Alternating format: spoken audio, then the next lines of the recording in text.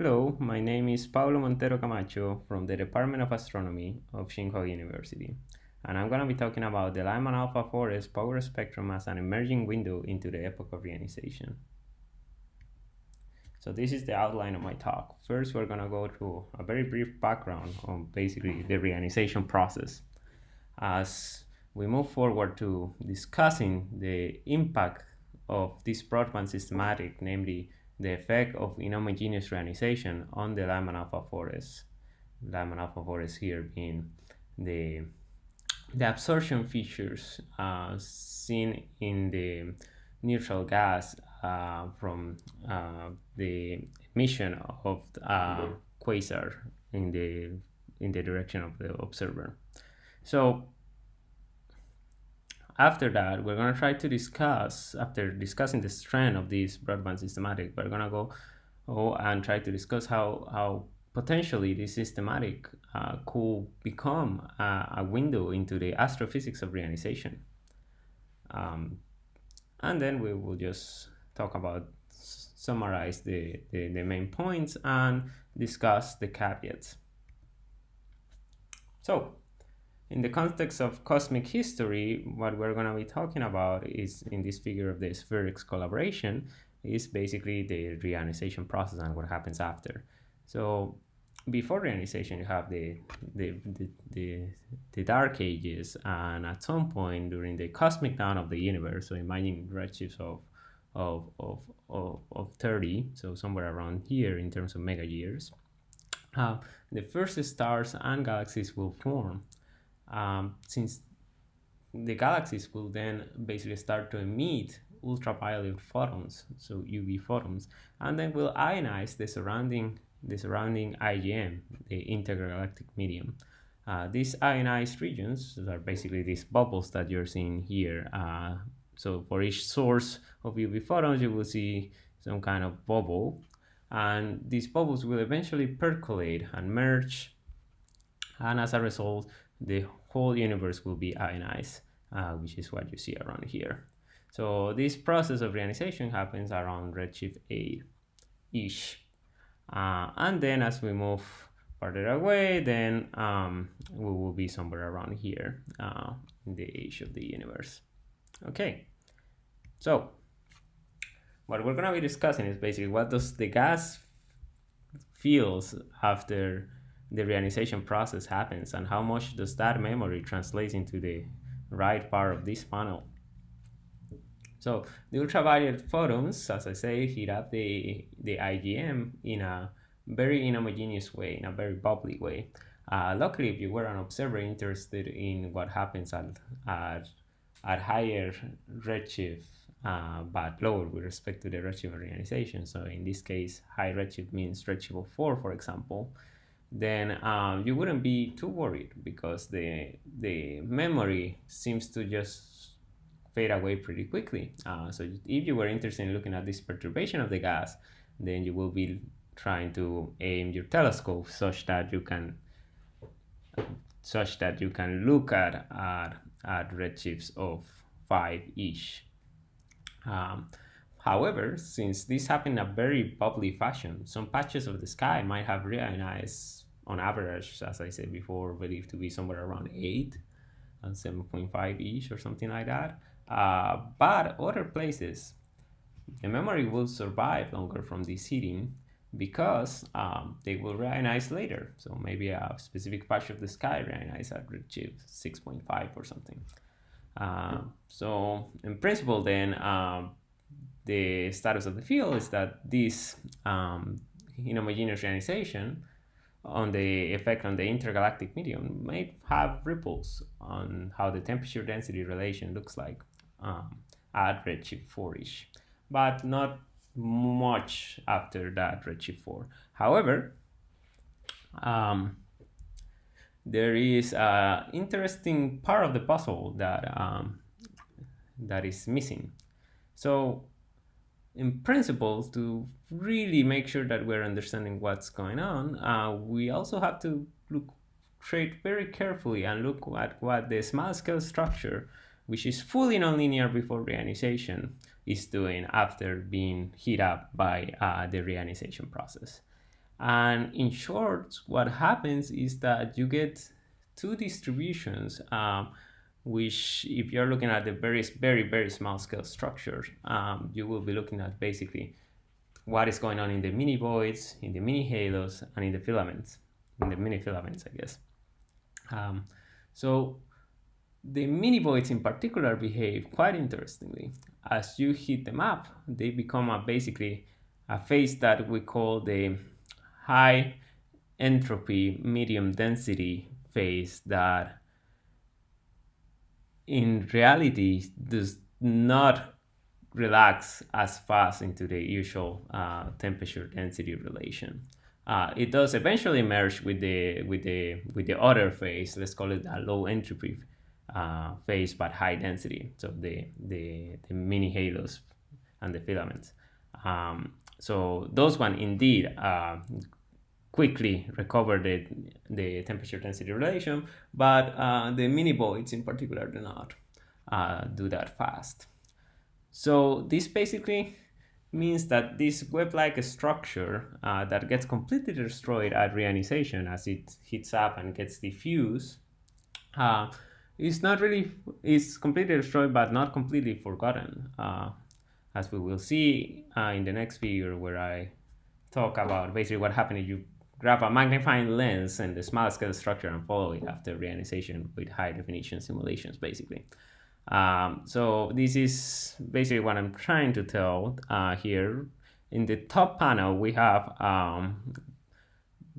basically the y-axis here is the same everywhere. Basically, temperature of the gas, and then you have the density, and then you are expecting things to be quite diagonal if you have the power law, the usual temperature density relation power law.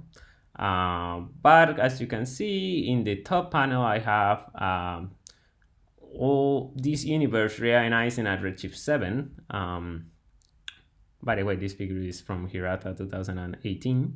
And then in the lower panel, we have the universe reionizing at redshift 10. Now, the first column, you are observing this happening at redshift 2.5. In the middle column is 3.5, and we have redshift of 5 in the right column. So let's focus on the upper panel, the rightmost. So what you see here is basically you can kind of still see the two phases, kind of. So you will have what I will call the low entropy phase, this guy over here, which is already based in a very almost recovering the usual temperature density relation here, but also you can see more dimly some distribution of gas in these other blue panels. Those are what I will call the high entropy medium density phase. So the minivoids. As you can see, as you move to the left to smaller redshifts, then that phase continues to merge with the let's call it usual phase of the low entropy phase. And eventually, like here in redshift 2.5, we are almost recovering soon the usual temperature density relation. Nevertheless, if you were to have the universe reionized at a redshift 10, then one, as seen here, you recover easily, even at redshift 5-ish, the usual temperature density relation, as you see these very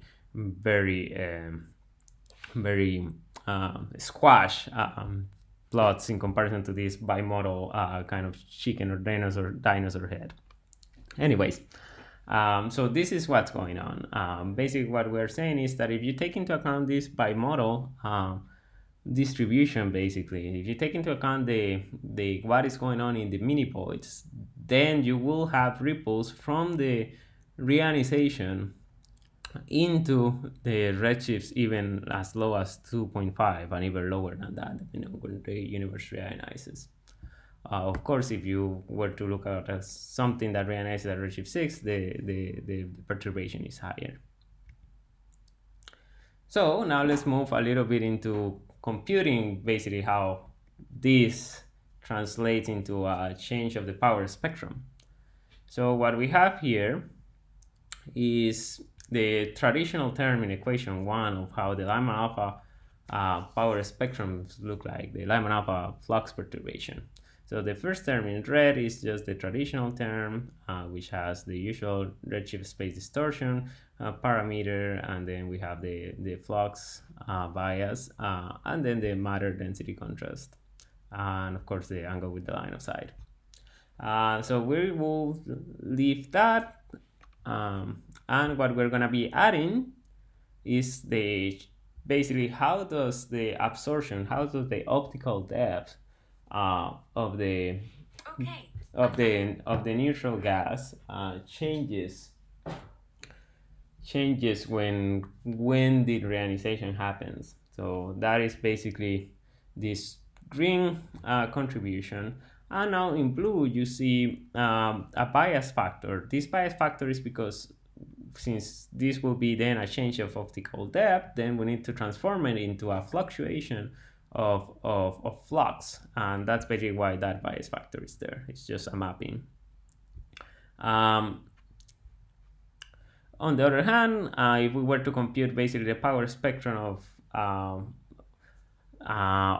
this new term power spectrum, obviously we suspect this is going to be tiny, so we only focus on the power spectrum with psi to first order. And I'm here not going to write the power spectrum of the first term, which is related to the matter power spectrum. Anyways, so what you see here is basically an integration over the cosmic dawn, including the reionization process, right? So we go from 5.9 redshift to 34.7-ish. And then in yellowish, what you have is the change of how does the IgM gas reacts to the reionization occurring at redshift Z. Notice that this is a function of both when you observe and when reionization happens, like we were looking at the previous plot, right? In the previous plots. So there is that part.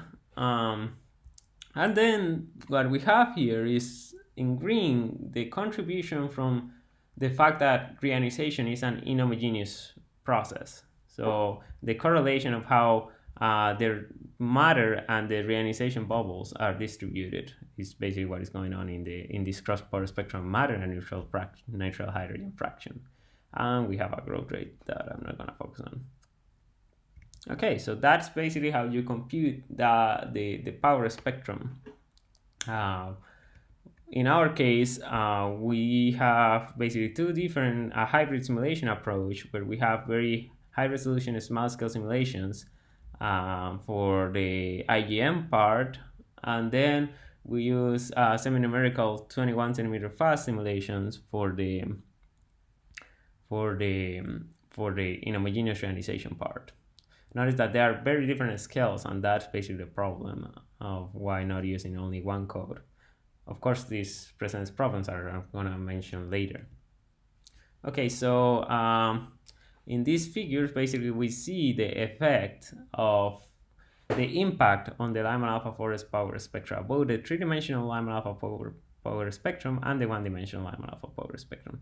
The takeaways basically is that the effect is larger on the smallest, on the largest scales or the smallest k, and you can see is strongest in the highest redshift of observation, and very hierarchical under it, right? Since we have from redshift 4, 3.5, and so on as you move down. We also see that the three-dimensional Lyman-α power spectrum, the perturbation is larger than in the one-dimensional Lyman-α power spectrum, which is given in the right plot. This basically is just a translation of what happened when you do that integration over the k perpendicular.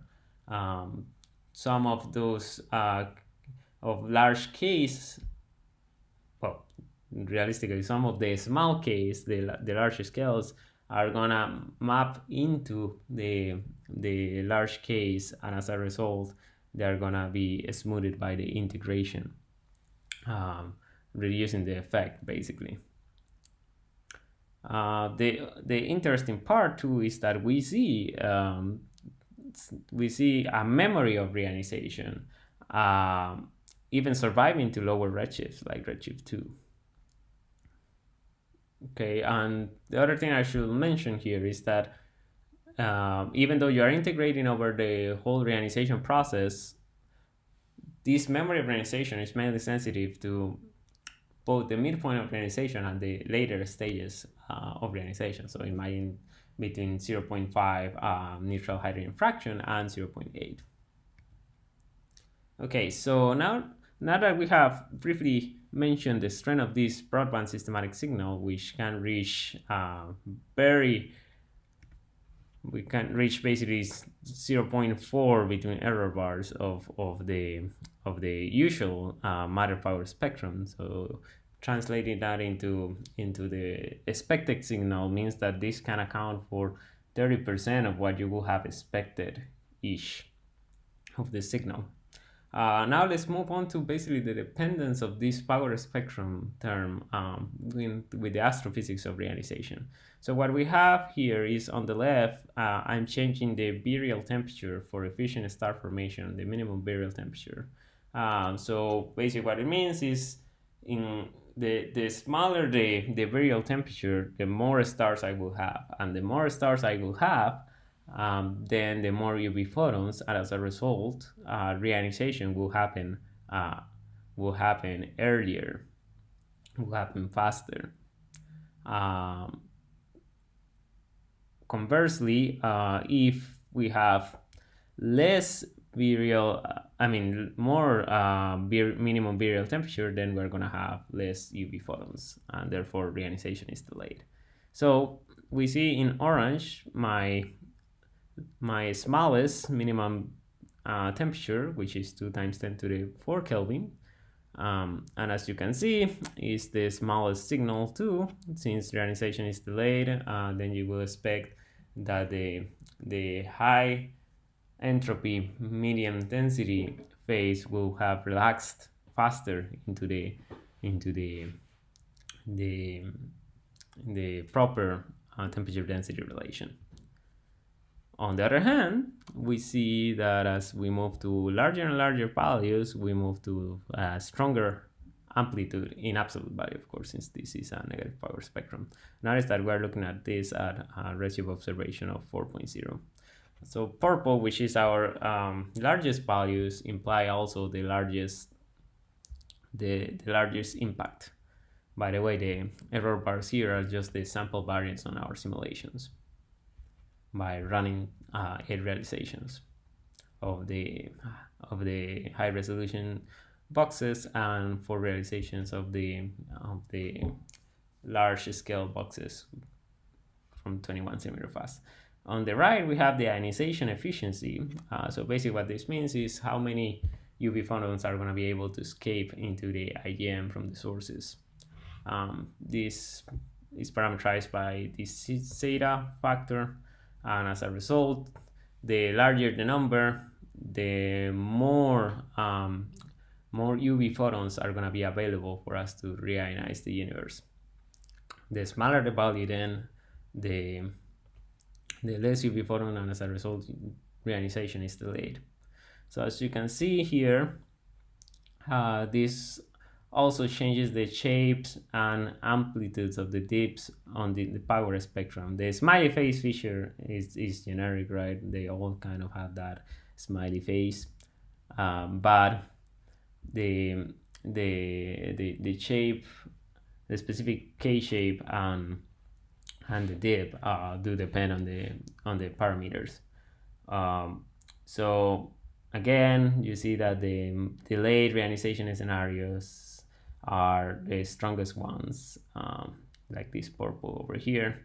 And on the other hand, in blue, you see the earlier reionization models, which translate into a smaller signal. Again, we're looking at redshift observation 4.0. Okay, so what we have then is we have shown that this signal depends on the astrophysical reionization. To be fair, extraction of these astrophysical parameters from a possible futuristic measurement of this power spectrum, let's say for example from DESI or foremost, it's going to be of course complicated since these parameters are kind of degenerate with themselves, right? They both have to do with how reionization happens, but it's still a good an optimistic scenario in a way. In principle, we might be able to extract something from the physics of reionization, and let's talk about that. So these are preliminary results for the one-dimensional power spectrum. So it's a future forecast, but of assuming an instrument that doesn't really exist. We're looking for a futuristic / optimistic measurement of the 1D Lyman-α power spectrum. That is, we're not using the current EBOS measurements because the one-dimensional Lyman-α power spectrum effect is comparable to the statistical error bars already. And as a result, our forecast will be extremely non-informative since it's basically as large as the error bars in the feature matrix. So instead, what we assume is that in the future we will do a little bit better than EBOS, and in this case that I'm showing here is a very optimistic case where we it's an optimistic case, maybe not necessarily very optimistic, where we have the errors being the statistical error bars of EBOS divided by a factor of 5. So what we see here is I have changed my parameterization of the virial temperature, the minimum virial temperature for efficient star formation, and instead I use this M-turn parameter, which basically does the same but with the mass, the minimum mass allowed, instead of using the virial temperature directly. So basically I have divided this by 10 to the 8 solar masses.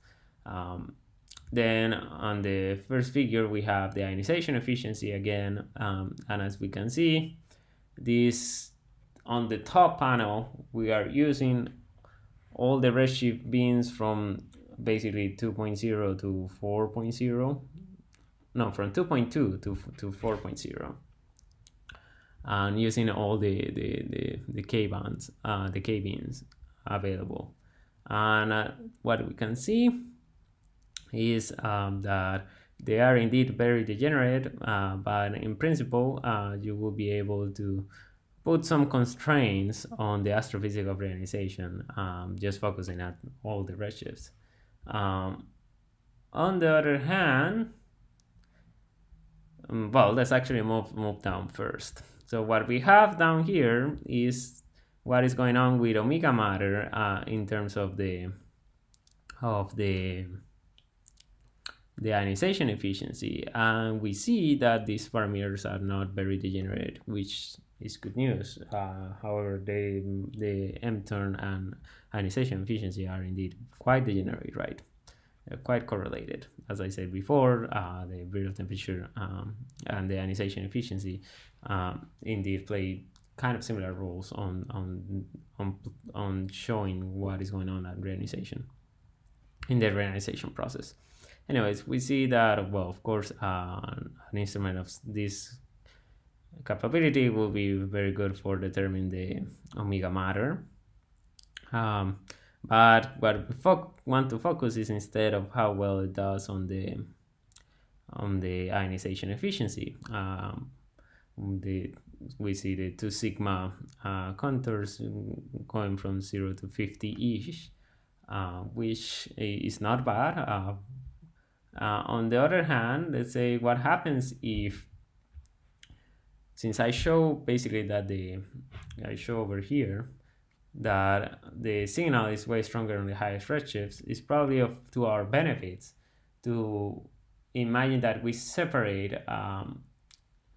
the sorbing into let's say, cosmological survey, where we find the cosmological information, the first term of the power spectrum that I show, and as a second part where we just focus on the highest redshifts. So here is like redshift 3.4, the redshift beams up from larger than 3.4. And what we see is that we have gained some constraining power. Notice that now we're spanning from 10 to the 8 solar masses to basically 10 to the 9 solar masses in the minimum mass for efficient star formation. And on the other hand, we have moved from 0 to 50 in the ionization efficiency to somewhere around 20 to 30. Again, the degeneracy is present as it should, but the constraining power has been increased significantly, as one would have expected. Again, the omega matter case and the ionization efficiency are not very degenerate, but you also see here that we have the gain performance in this constraint. So those are basically preliminary results, and as such, they should be taken with a grain of salt. Currently, we're working on basically doing this for the three-dimensional Lyman-α power spectrum for an instrument like DESI. So that will be stronger, since, as we show here, the three-dimensional Lyman-α power spectrum is way stronger than the one-dimensional Lyman-α power spectrum. But nonetheless, there is potential gains to have even just with the one-dimensional Lyman-α power spectrum. Of future measurements, I need to stress that enough, since, like I said, currently with EVOS measurements, the statistical error bars are comparable to this effect. Okay, so to finalize my talk, I just want to talk about the disclaimer. This by no means is a precision cosmology program yet, but a lot of people are working on this. Significant amount of people are working on this, and we will eventually have all the pieces of the puzzle, and it will become that, hopefully. So things that you should be aware is that, well, somewhere around redshift 3.5 is the next reionization happens, the helium 223 reionization. That's completely not taken into account into our approach, and specifically into our IGM high resolution simulations.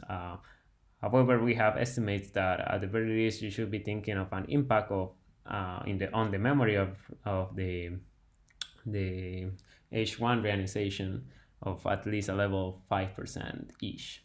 So there is that.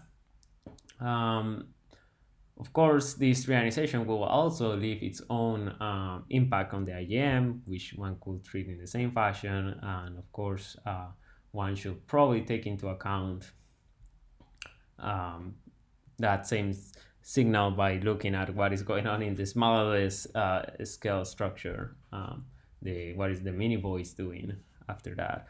So that's something that should be encouraged, since this is the findings of both Hirata 2018 and our work in 2020-2019.